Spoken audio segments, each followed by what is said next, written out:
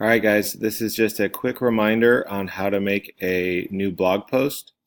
So we open up a new tab. We go to I need to go to my David Douglas account. We go to Google Apps and we go to our sites.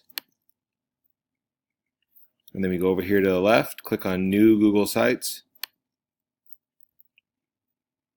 We open up our site that we should already have.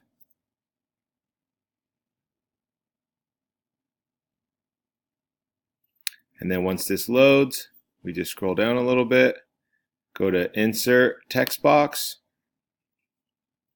Okay, and I like it in kind of an order, so I would want this one down here. You can drag it down to the bottom. Okay, normal text, change it to title. We title it whatever we end up calling it.